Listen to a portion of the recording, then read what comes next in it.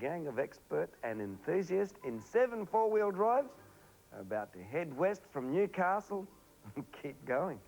No freeways where they're heading, just long and winding dirt tracks going forever, which is when they hit the Indian Ocean. We follow the convoy and its crew as they rock, rattle and roll across some of the most unforgiving country on the globe. On the way, they stop for a bit of a yarn with some of the genuine outback locals beyond the back of Bourke. Oh, by the way, ever heard of Burke and Will's Dig Tree? Well, we're going there. And just about every other tiny dot on the map right across the red heart to Broome. It's Australia as you've never seen it in 1,000 outback holidays.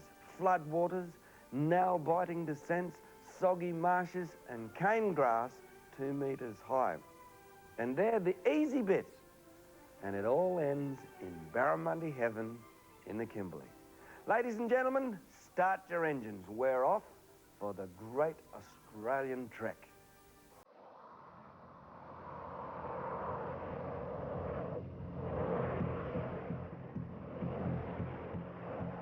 The Great Australian Trek set out with a very simple purpose: to cross Australia in 4 weeks, incorporate several of the best-known desert treks, and travel through some of the most rugged and beautiful country to be seen.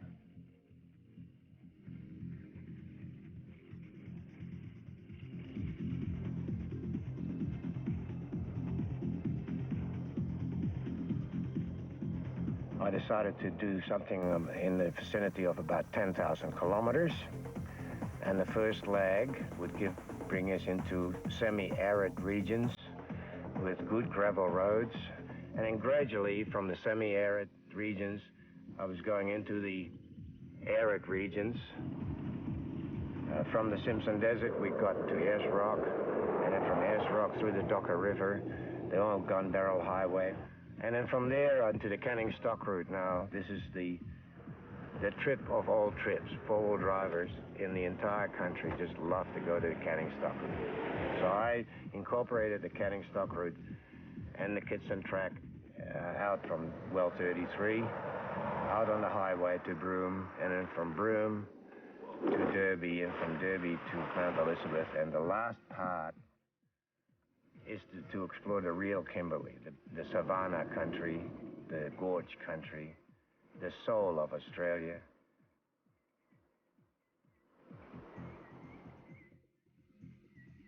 The timing of this trip couldn't be better. After 5 good seasons, the outback is flourishing. And as usual, in the centre of Australia, water will be our biggest problem. Not the lack of it this time, but the presence of it. For many of the tracks we're intending to take are deemed impassable because of record rainfalls. It's not even up to the number plate. Whoops, there it goes. More to your right, Red. One thing's for sure, come hell or high water, we're determined to get through.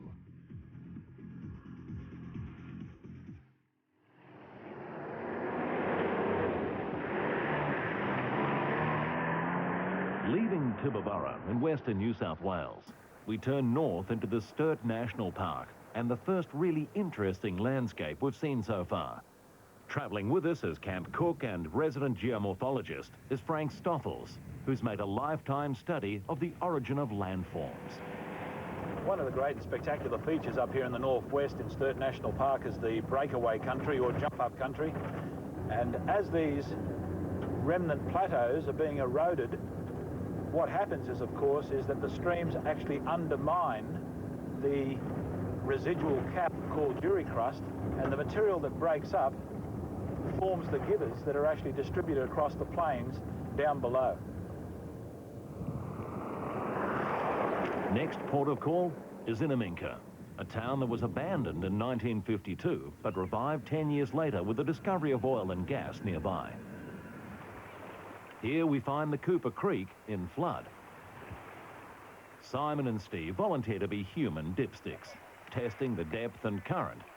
But it's not long before it's realised we'll have to take the diversion road to the east. You'll know when you get to the end of the causeway because you'll blow bubbles. Hey, look at the sign. Strictly no swimming. Up, up. We finally crossed the Cooper at the Burke and Wills Bridge, a short distance upstream from the famous Dig Tree. Still standing by the banks of the Cooper, the original tree marks the site of the forward depot from which Burke and Wills made their epic dash to the Gulf of Carpentaria in the summer of 1860. A relief party waited for their return, but after 4 months, they gave up. Burying some provisions, they carved instructions on where to dig into the tree and broke camp. Just 9 hours later, the explorers returned, too exhausted to follow. Burke and Wills both died trying to walk out.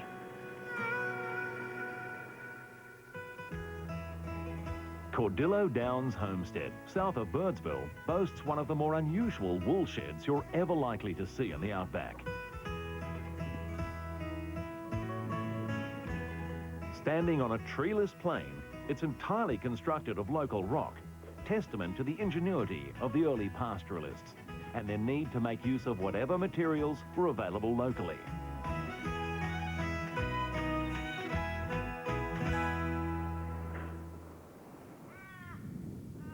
West of Birdsville lies the formidable expanse of the Simpson Desert. 150,000 square kilometres of uninhabited wilderness, and definitely one of the great Australian treks.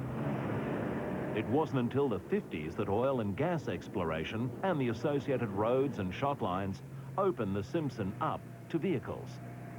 The track we're on is one of those, the so-called French line, named after the French oil explorers who built it. It's the most northerly of the 3 possible routes, and certainly the sandiest, cresting over 1,100 dunes from start to finish. Sometimes they're very distinct and very clear, as they are here, with very well defined swales, very broad swales, often occupied by clay pans or salt pans between them. Sometimes they're more complex, where the dunes themselves interrelate and interconnect, forming a much more complex dune system. Either way, they form part of the largest longitudinal dune system in the world. Although the French line appears to be the driest option, we're still forced to take substantial diversions around flooded clay pans. The unseasonal rains have brought with them an explosion of plant and animal life to levels not seen since the days of the first pastoralists. When the first settlers came up here, they described not only the abundance of pasture, but they also described that the pastures were growing up to the bridle and in some cases up to the stirrups of their horses. So before the rabbits came in here, before sheep, for example, were introduced into the area, it's obvious that the pastures were certainly much more luxuriant than they are today. Yeah, you going down the back there, Rudy? You're on the way, all right?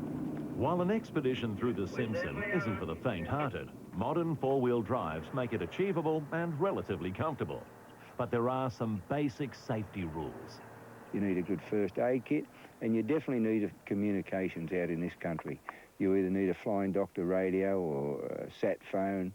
I think it's a good idea to bring along an EPIRB. You certainly wouldn't travel by yourself. You'd only ever come out here with a minimum of 2. I think 3 is a good number of vehicles to travel through this sort of country.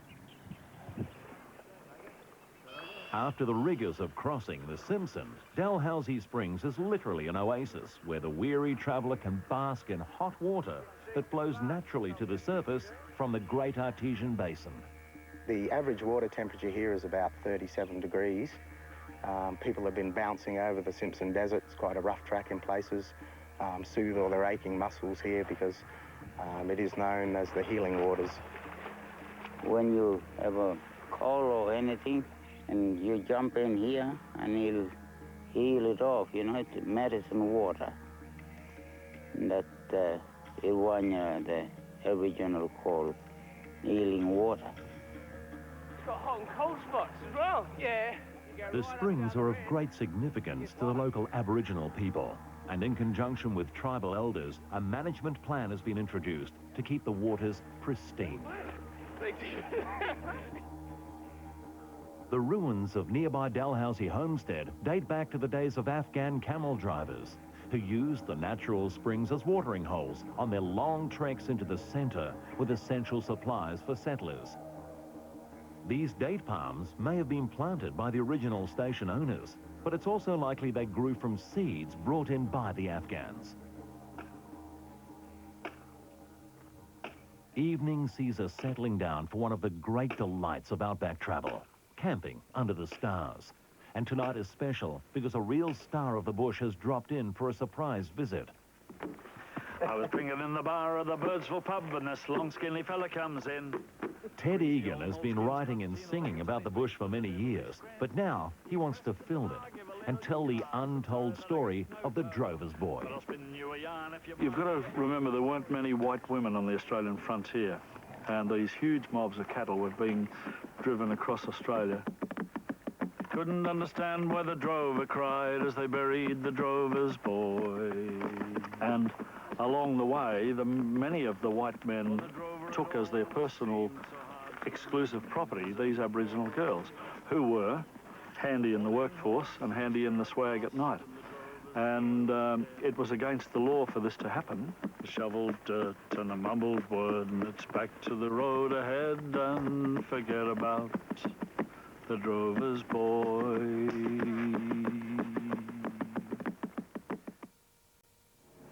On the road to Ayers Rock, or Uluru as it's now known, is the roadhouse at Curtin Springs Station.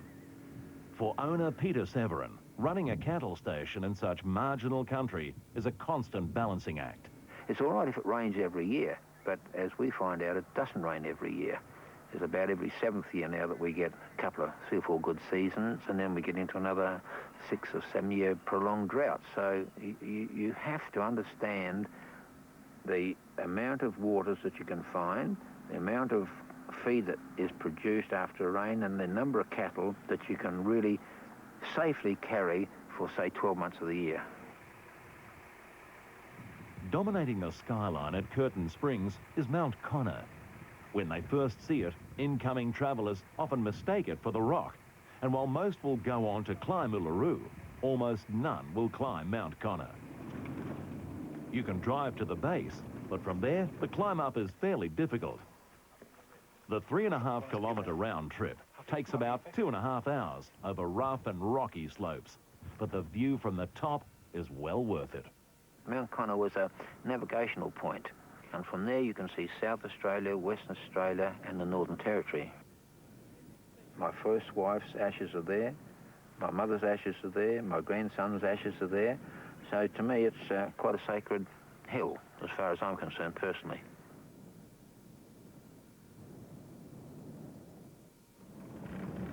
You'll see some signs on the left. You'll see a sharp turn to the left into Lassiter's Cove, over. Right, One of the great mysteries of the outback is why so many early explorers chose to make their expeditions in the searing heat of the Australian summer. In this cave, Harold Lassiter of Lassiter's Reef fame sheltered from the blistering sun for 25 days after his camels bolted in January 1901. He waited vainly for rescue until, with only a couple of litres of water left, he struck out on foot for the Olgas, 140 kilometres away. Not surprisingly, he didn't make it and died at Irving Creek, 55 kilometres to the east.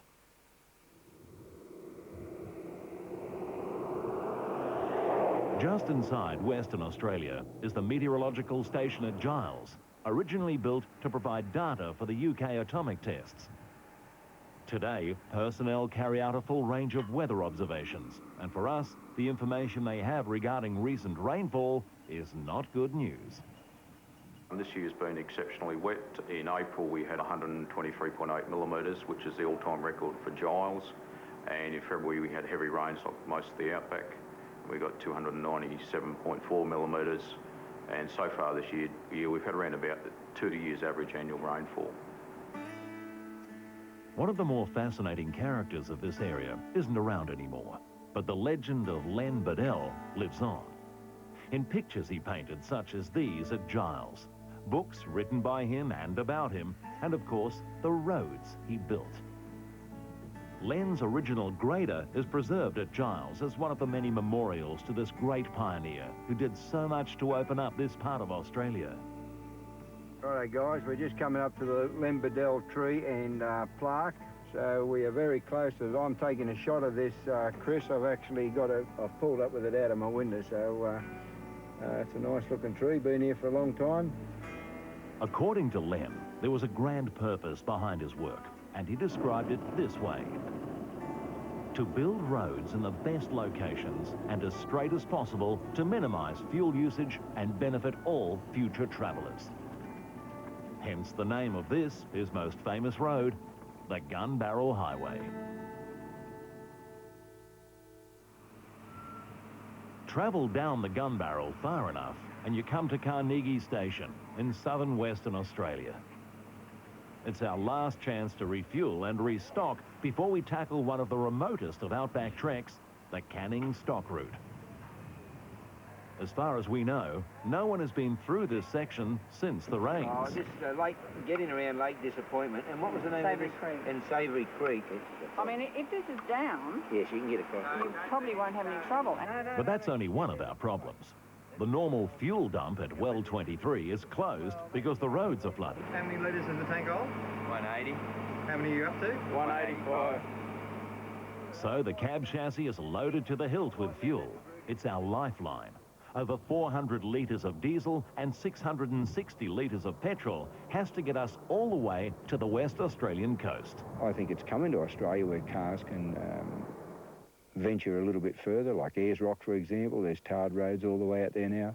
But once you venture onto gravel roads, you need to have a four-wheel drive to do it in safety. You imagine trying to put 400 litres of fuel under a Holden Commodore or a Falcon. You just can't do that sort of thing. There's no doubt that the Canning Stock Route is one of the truly great Australian treks. It stretches 1,800 kilometres from Halls Creek to Aluna and combines adventure, the harsh beauty of the outback and a strong sense of history.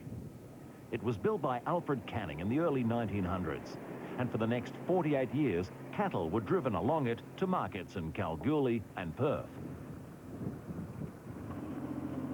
Our track north takes us through relatively easy country until we strike sand dunes south of Lake Aerodrome, where some of the ridges test our vehicles.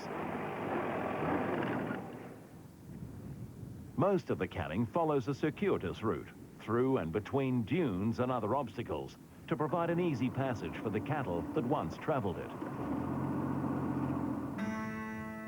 Canning's original route consisted of 54 wells, approximately 20 kilometres apart, each equipped with 2 buckets, a hand-operated windlass, a whip pole for hauling up water, and a 13-metre trough for watering the cattle. Today, most of the wells lie ruined by termites and fire, but this one at Well 26 stands as a fully restored reminder of what they were once like. Skirting east of Lake Aerodrome, we come upon a sea of red sandfire, a plant which flourishes in salt pans because of its unique ability to extract fresh water and exude the salt. The nearby ponds and water birds confirm all we've heard about the level of rainfall through here. Simon, down the right mark, where your right wheel would go. See the mark on the other side shore? Our concerns about water are heightened when we're confronted by the first obstacle, a lake that's flowed over the track and made progress problematic. We've got to do everything right. Go to low range, make sure you've pressed your diff lock button in, and just come through in second gear, but don't over-rev it. Don't try not to spin wheels. Copy that? Although the track looks good in places, because it's so wet, it gives way without notice. And once the crust is broken, vehicles quickly sink to their axles.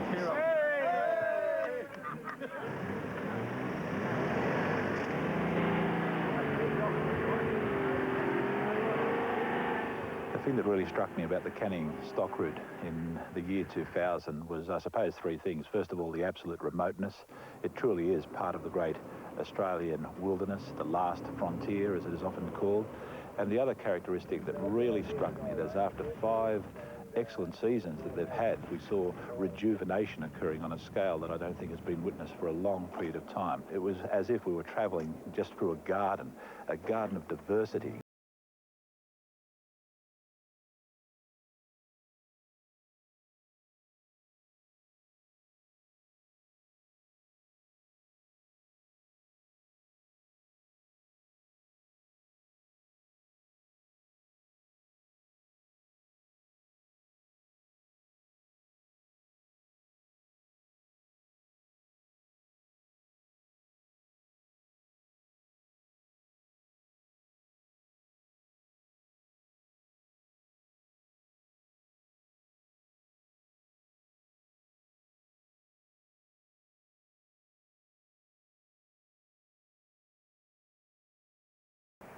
As we move further north, conditions become wetter. I'm going back to the hills, guys. I don't know about yours. No, I'm with you, mate. That looks like somewhere where we don't want to go. We're forced to take diversions around the edges of salt lakes, where one slip off the track can spell trouble, as Frank just found out.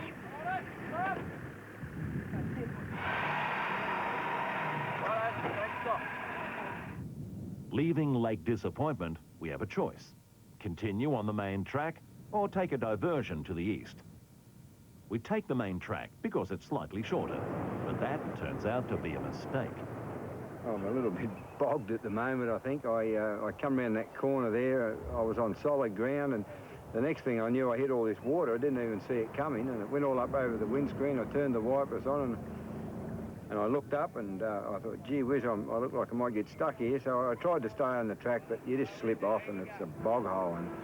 And we've brought a couple of others in to try and retrieve me, but the ground just goes to jelly. The minute you break the surface, you just sink down.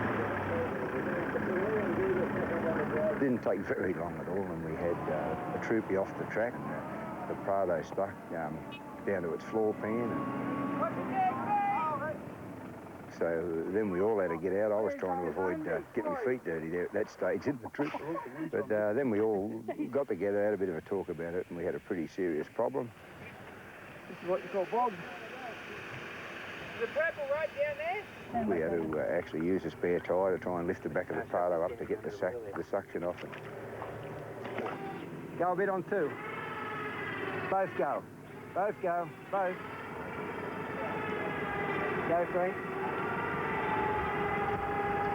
Go! Keep going. But eventually we got them all out, and we were able to just back them back very slowly, and we learned a lot from that early bogging because it was pretty difficult. We've done well. We've retrieved them. We can continue on to well 33 now. Maybe. Fred's prediction comes true, and by mid-afternoon we're refueling at the small community of Coonawarrachi, near well 33. Even though it's remote, it seems a happy place. The children are healthy, and the community takes pride in its achievements. The community spirit also extends to the local school and the teaching programs run there. We tackle kids from 2.5 years to 16. The little kids, they're there to work hard. They work really hard to please their teacher. And basically the thrust is the numeracy and literacy, and that's what we do all day, and we try to do that in a fun way and with games and minimise the bookwork. This particular one is the most successful educationally that we've come across, and that's reflected by this absolutely amazing attendance. And Australia thinks that Aboriginal kids just don't come to school. Well, these do. Our plan is to leave the Canning and head towards the West Australian coast via the Kidson track. But Community Coordinator Carl Hocking doubts our chances. At the moment, it's just impassable. The water's about 3 or 4 foot deep and you just can't get at it. So it's impossible. From Coonawarrachi, we travel west to the beginning of the Kidson, where, not surprisingly, we soon strike water. This area is the northern part of Lake Ald, and the semi-permanent lakes we're encountering are not normally here, so it's difficult to tell from the map what might lie ahead. Righto, ready, off you go. What do you go, low or high? Second gear low. Right, here we go. Within a few kilometres, however, we're confronted by a truly daunting obstacle. Not a waterhole, but a full-blown lake. And it's time to make sure that nothing is left to chance. Stay a touch more to the right, Rudy. Go back to the right, mate. We sort of had a talk in the morning and we agreed we'd give it a go, and if it wasn't going to be too time-consuming, we might continue to go that way. But as you can see, we were over the bonnet in water. Is that really hard there, Rudy, is it? Yeah, it feels real good, mate. We were doing it quite easy with the cab chassis, actually. We're not having a lot of problem, although it looked like we were driving into the ocean. They were going very good.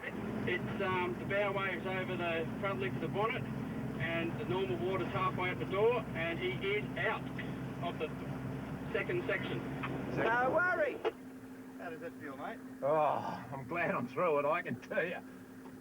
But it wasn't too bad. car kept going perfectly. Our objective was always to go up the Kitson track, but time was a little bit against us. I think that would have been a fabulous part of the trip had we been able to complete that, and I was really looking forward to it. I mean, it'd be a sigh of relief if we get to that GPS reading. Oh, absolutely.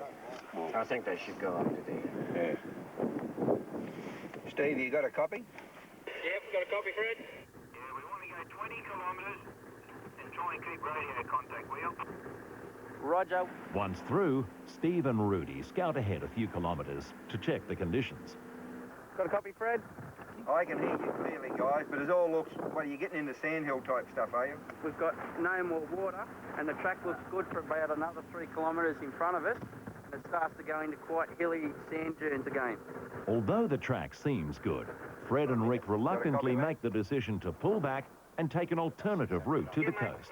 Yeah, I don't know if you heard me before, mate, but we're going to turn around and try the other track. It's pretty cold, this water, to have blokes out there in it. We know we can probably get through the other road, so we're going to try it, mate.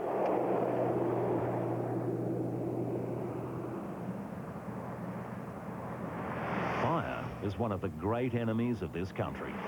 The constant desert winds generate fierce infernos, and spinifex is a highly volatile fuel. This fire turns out to have been deliberately lit by some stranded Aboriginal people. And while we have little hope of extinguishing the fire, we can offer assistance to the bogged vehicle. Come over more to the right. That's it there. Right.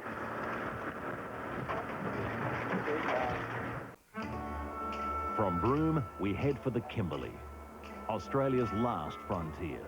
A wild region of rocky gorges, proud escarpments, and vast tidal mudflats.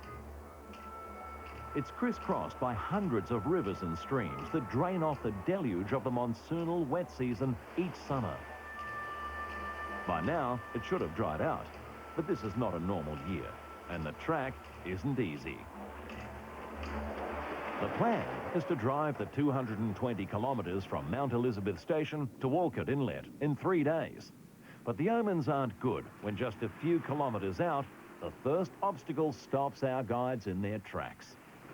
It can be very dangerous for people that aren't experienced in outback travel. There's a lot of creeks and it's quite easy to get your vehicle hung up in a creek. If you get off the track a little bit, there's a possibility of tipping them over. We have had vehicles tip over. We've had them buried up to the bonnet in creeks because they've taken the wrong turn.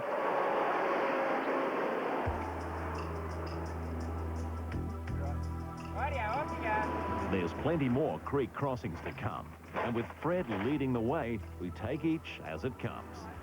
Crew safety and care for the environment are two of our principal concerns, but we also have a schedule to keep, so we have to push it along.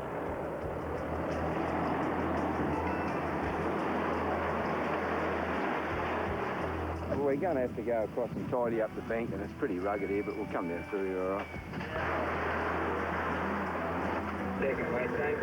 Go up a bit more. Can you move him straight up, straight away? Just pull the rope up. Yeah. Keep going. Go there, go. Come on, look in. Flatten it, flatten it.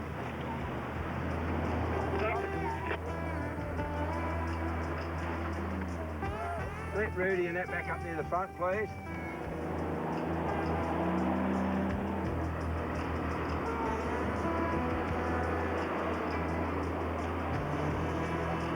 Go, Rick. Go, Rudy. Come on now. We're Bob. Go.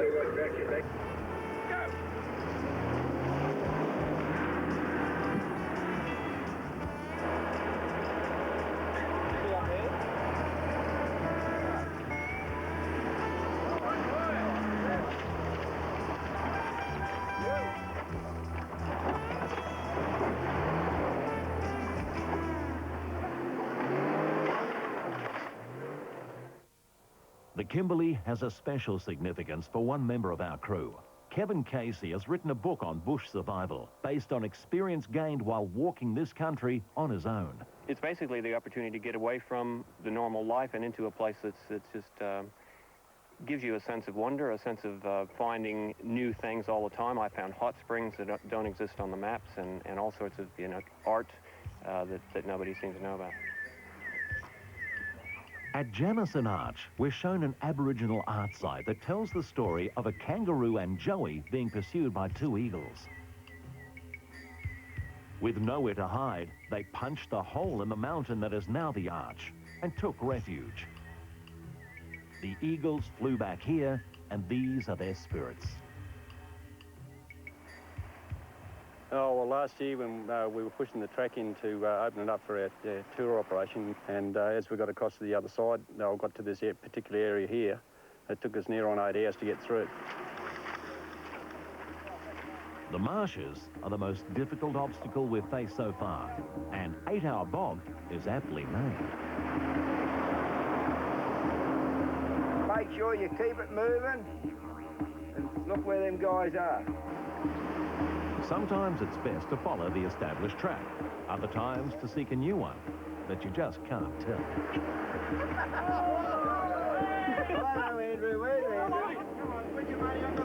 And every time we get it wrong, another bogged vehicle and more lost time. By the end of day 2, we're only halfway there. Reaching Walcott Inlet in time seems impossible.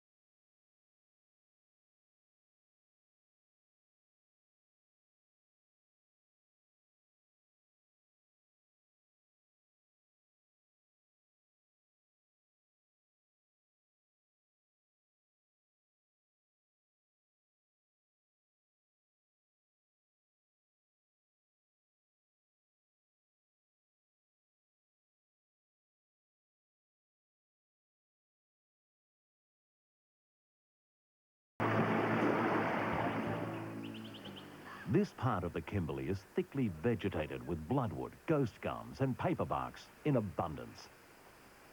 Pandanus palm is also common, and once in a while we see the exquisite Kimberley rose. And grass. Lots of grass. So much of it that we are soon to curse its existence. Oh, she was running pretty hot coming through there. It's, if you have a look at this as we unwrap it, we've even got this extra gauze on here, but trying to keep it out of the radiator is a fair old job. Despite the gauze mat, a mixture of grass and seed and dust has become caught in the radiator core. Yeah, you ready, mate? But Fred and son Rico have a practical way of cooling and cleaning it at the same time. Throw it in the front, that ain't coming through, is it? Curiously enough, the very next creek crossing is called Radiator Creek.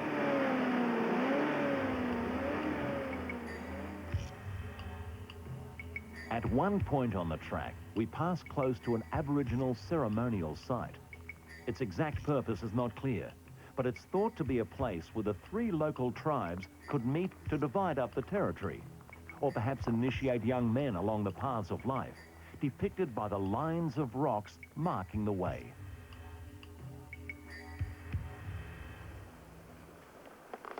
By now, the grass has become so high, we cannot see the track ahead.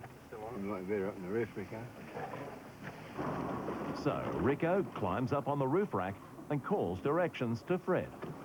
I can't see much. It's halfway up the top of the whip. Right here. Tell me about the bumps. I can't see them. Left of it. Do you normally get it like this at the end of every season, do you? Yeah, generally after every wet season it's like this, sometimes worse. Yeah, so the first time through is always the worst time. It's always worse, and the bloody grass spill on the radiator. Especially with this number of vehicles, it's going to help a lot. Well, that's right, it'll knock it down a fair bit too. Yeah, keep it going. Straight ahead, straight ahead, straight ahead. A bit more to the right, a bit more to the right. You're half up there, now left. You're back on it there. A little further along the track, we come upon a grim reminder to those who venture into this unforgiving country unprepared. They drove in, they had a petrol vehicle, and because of the radiator being blocked with grass seeds and that, the vehicle ran very hot.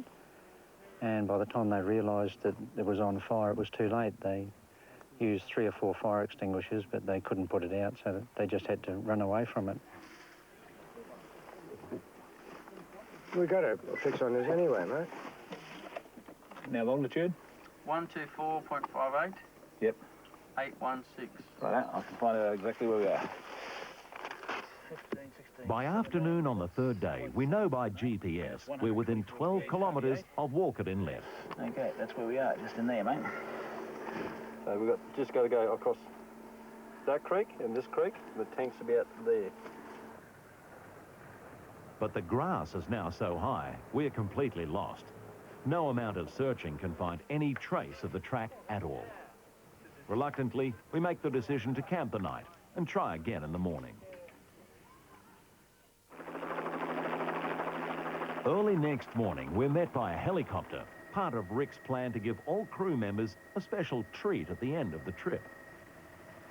Hitching a ride are Malcolm Douglas and his colleague Mark Jones, who are hoping to catch us a barramundi for dinner. From their vantage point in the sky, they can see the convoy weaving its way through the 2-metre grass. Get him to fly upside down, you can mow some of this grass. This area of Walcott Inlet, where the Calder River meets the Charnley, is known locally as Munja. Yeah, the tide's dropping at the moment, but another hour from now the tide should be right. We've just got to get some live bait, these jumping mullet you see on the edge of the water. Excellent bait for barramundi. We may not get barra today because it's very cold, the middle of the dry season, but hopefully we should get some nice blue-nosed salmon. The water in front of us is shallow, relatively safe from crocs. And anyway, we're with Malcolm Douglas and his mate Mark, who both know how to steer clear of the man-eaters. Crocodiles will eye you off from the other side of the river. You won't even know that they're looking at you. Then they'll swim along under the water. And if he's confident that he can get you, it's usually within a body length from the edge of the water, he'll come flying out and try and grab you. The fishing is slow going. It's winter time, the water is cold, and the fish are sluggish. Thankfully, so are the crocodiles. Malcolm says there's no way he'd fish here in November, the beginning of the breeding season, when males are particularly aggressive. But as the tide turns and finally the fish start biting, it's obvious we won't go hungry tonight.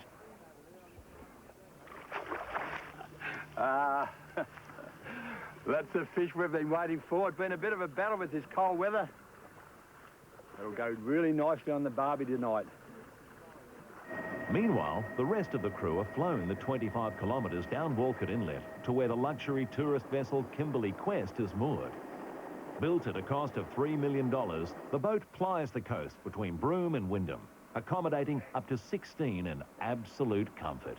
Do you reckon he's earned that long, Chair? I'm getting accustomed to this, and I'm going to find it much easier to navigate here. At the end of the Great Australian Trek, it's a chance for the crew to relax and enjoy a slap-up meal to celebrate a job well done. This is to celebrate our target. We made it, and we made it in time, eh? Yes. The challenge that we actually made it and got to Walcott Inlet with the vehicles all intact and the crew in high spirits was something that was just amazingly satisfying to me. So, in the end, what did we achieve? Well, we travelled and saw country that's usually regarded as inaccessible, and met the sort of outback characters you only run across when you get off the beaten track. We saw deserts blooming with revegetation, rivers and waterholes full, verdant pastures, and a diversity of plant and animal life that only comes after a run of good seasons. We followed good bush practice, staying on the marked tracks and cleaning up as we went to minimize our impact on the fragile outback environment. And we had the fellowship of a good crew who enjoyed themselves throughout the journey. In short, we had the trip of a lifetime. What he calls 7 four-wheel drivers making music with my mate Ted Egan somewhere near the Simpson Desert. A traffic jam, what else? Well, after that, look, I'm out of here.